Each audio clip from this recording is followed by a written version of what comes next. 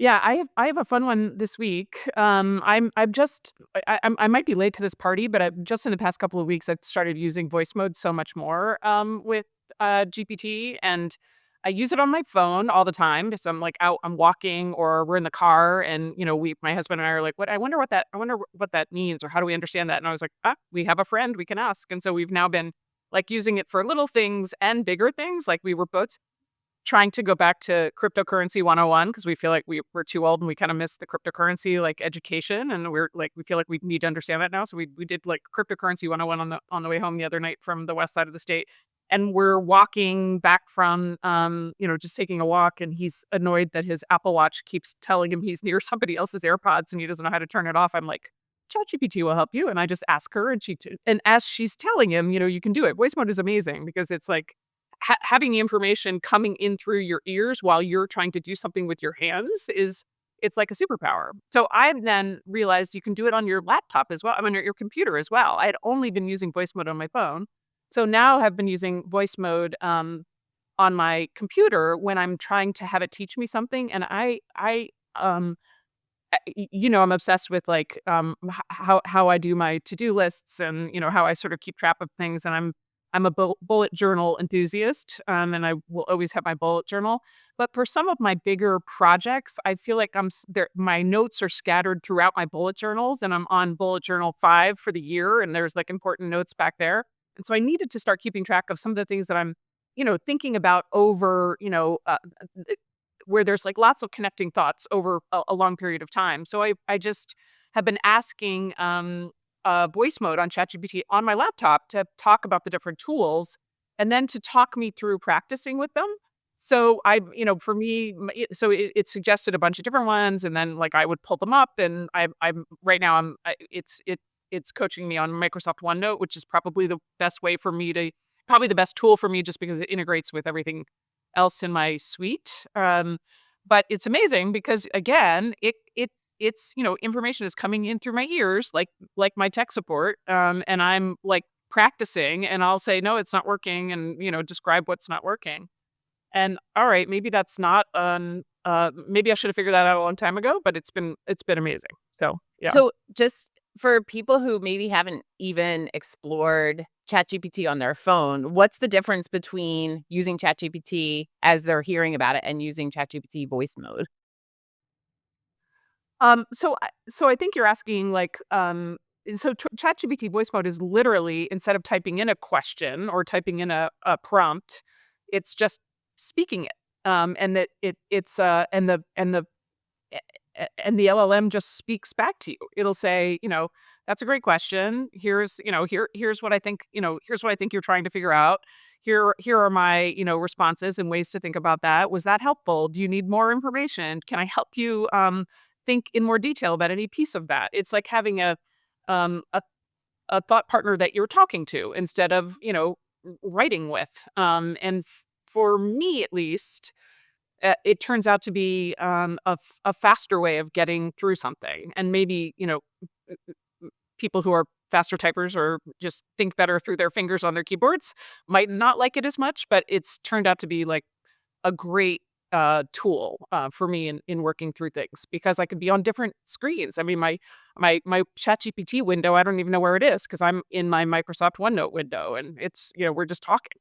So It's it's kind of very cool. much like, if people have seen Her, the movie with Joaquin Phoenix, it's very much like his interaction with an AI, right? Yes. Talking Yeah. back and forth Yeah. very naturally. Yeah. Yeah, Absolutely. I It's think it's new, right, on the desktop version? Well, it must be because I don't I think I would have noticed it before because I'm always, like, trying to see if there's, like, some new thing in there that I could play with. Maybe are you following the 12 days of Shipmas from I'm not OpenAI this totally week? caught up. No. I know a little bit about it. I'm Yeah, I'm not either, but every day for 12 days, they're announcing a new product that's shipping live, so you can literally, like, log in at whatever time they're doing it and learn about the new product. Apparently, yesterday, they released the new Sora, which is their video model, and it, basically crashed their entire system because so many people tried to get access to it.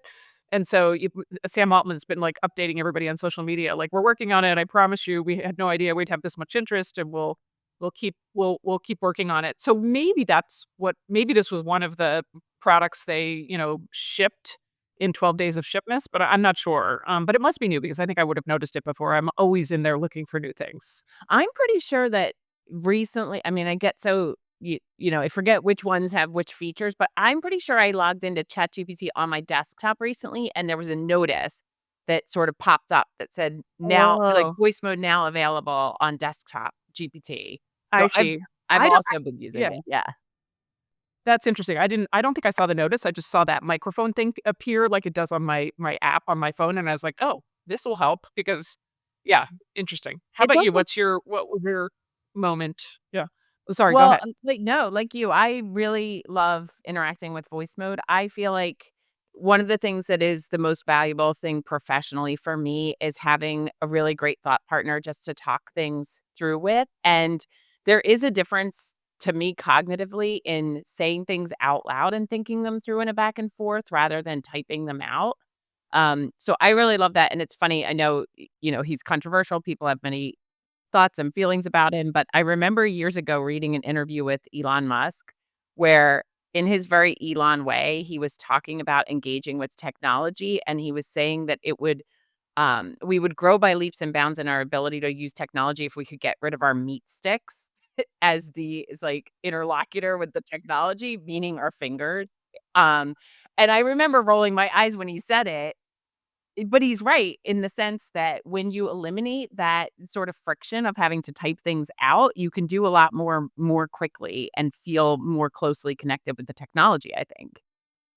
Yeah, and especially well, like what I'm doing, you can be if you're using it to coach you through something, you can be doing the other thing and having this conversation with it. So Yeah. it is a I don't think that I don't think you can. I don't think there is voice mode on for the Claude or Gemini yet. I'm not sure if that's right, but I think that's right. So again, Yeah. it's like another like head start that OpenAI has. That's kind of interesting. Totally, and as you're saying that, I actually used it. I forgot that I used it for this purpose, but, and I don't know what this says about me as a parent, but I was driving with my daughter, and she was asking me about genetics, like what genes Mm. are, and we pulled up I could not figure out how to actually describe this in a way that would make sense to an 8-year-old, and I pulled up voice mode because I was driving and said, "Could you explain genes?" and spelled it out for an Yeah, 8-year-old. And it was so great. It was first of all, it spoke out loud as though it were speaking to an 8-year-old and sort of said, like, "It's great that you're curious about genetics and science." And then it said, essentially, the human body is made up of tiny little pieces, and every piece has a recipe in it. And that recipe tells the body how to combine different things for different results as though you were baking cookies and, amazing. you put it and it was incredible. And I would have never come up with that description for what genes are. So I also use voice mode all the time to explain things. Yeah, the back and forth is really amazing. But I mean that your and then your daughter could ask it a follow up question. I mean, we were doing this in the car on the way home, same, and I have it like coming through my Bluetooth, and my husband's like interrupting it to ask follow up questions, and it's pretty good about like doesn't care that we have two different voices asking it questions. It's like we're in a three-way conversation, and yeah, it's Definitely. pretty interesting. Yeah, and Yeah. one I can't remember whether you've seen Murder at the End of the World yet. Have you watched this? No, I know. You've told me to watch it, and I haven't gotten to it. Maybe this is a holiday watch for me. Yeah. Yeah, so if people have seen it, there's an AI in the show, and it's a hologram, and everybody in the show really interacts with this AI through voice mode, but it has a sort of embodied, version of the AI, and I always think that's probably pretty prescient of having somebody with a persona that will sort of embody this voice mode a little bit more. I often when I'm presenting about this technology, I use this which credit to Zach Abramowitz, this quote of Ilya Sutskever's, who of course was the chief data scientist at OpenAI, and now it has his own company doing safety work around large language models. But he said the thing that surprises me the most about the models is that I feel heard when I'm working with them.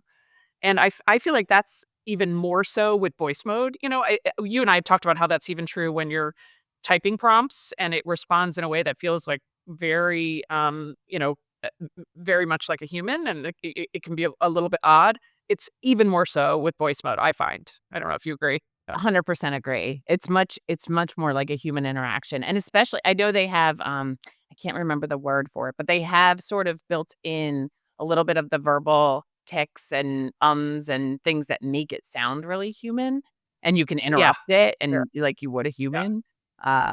Yeah, it's very cool. I love using it that way. And my use this week was actually much less interesting. So I'm grateful to you for raising voice mode. I use it constantly, ChatGPT, as tech support when I cannot figure something out. So I have my own website and I was trying to figure out how to integrate this podcast and another podcast so that when we release them, they automatically populate on my page. And I just could not figure out how to do that on Wix. So I asked ChatGPT and it gave me the very simple directions for just copying and pasting the RSS feed right into it. I mean, these are the kinds of things that take a person who's a small business owner like hours of time to figure out that now I could do in 5 minutes. It's incredible. That's really cool. Yeah, I mean, we've talked about this in other contexts as well. Like, it does feel like it's a superpower for small and medium businesses in general, but law firms too, right? Small and medium, law firms really have some upside growth potential, I think, with harnessing this technology, which is exciting. Definitely. So great AI ahas this week. And if you're out there listening and haven't tried voice mode on ChatGPT, we strongly recommend it. It's a very cool experience. Thank you for tuning in to 2030 Vision, AI and the Future of Law. If you enjoyed this episode, please subscribe to our podcast and leave a review. Stay informed and inspired as we continue to explore the AI-driven future of the legal profession. We'll see you next time.